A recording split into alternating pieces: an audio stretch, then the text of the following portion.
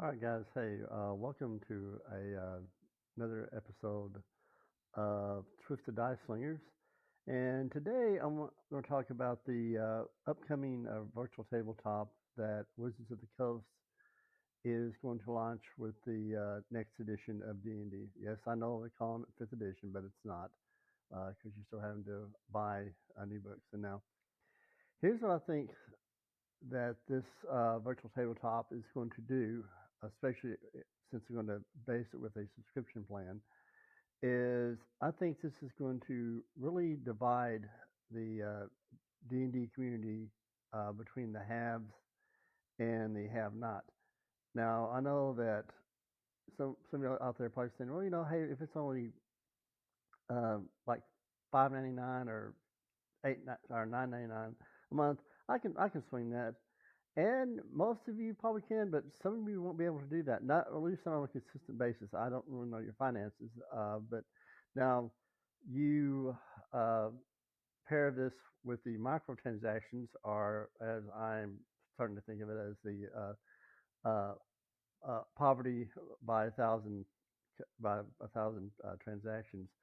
The gap between, like I said, the have and the have not among the D&D gamers is only going to grow because someone, let's say you got a group going, some people might be able to afford every new release that comes out, while others may not or may have to, scrimp and save to get what they want. In fact, I've seen this in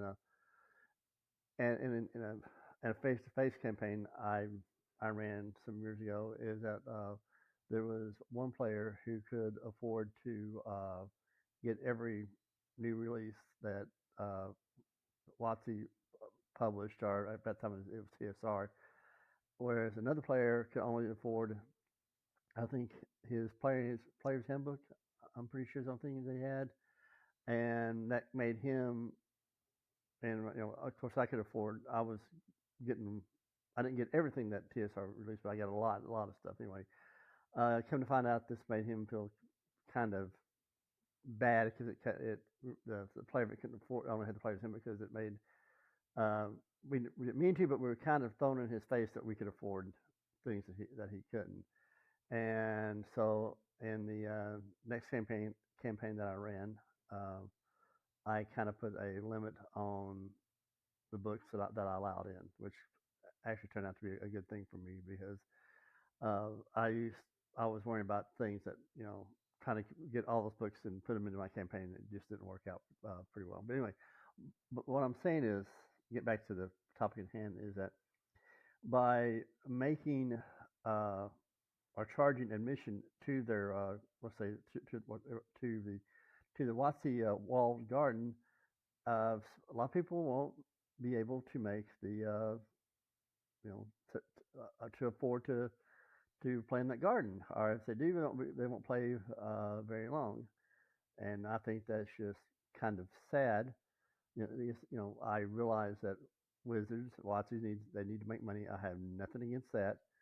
However, I do think that they should.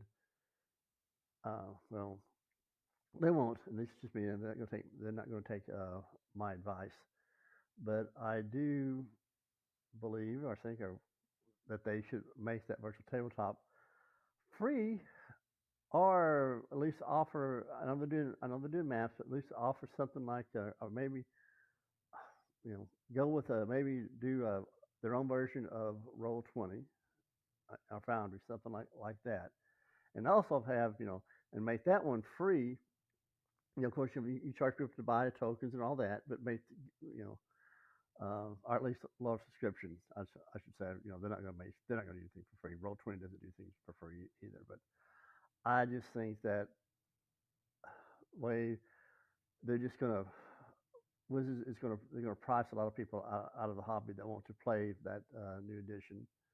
And I think that personally that they don't need a new edition. Fifth just needs to be some things in fifth just need to be corrected. That's all. That's all needs to be done. Like for one thing, at least, just here's to me as a dungeon master. Here's a real good fix. Make death saves optional. There, simple as that. Death saves, you know, add a little bit of add a little bit of risk back into the game, or more risk into the game. All right. Anyway, that's all I've got to say. Um, I guess I will talk to you guys next time. Oh, and please don't forget to like and subscribe and leave a comment below. Um, all feedback is good. Uh, anyway, until next time, keep slinging those dice.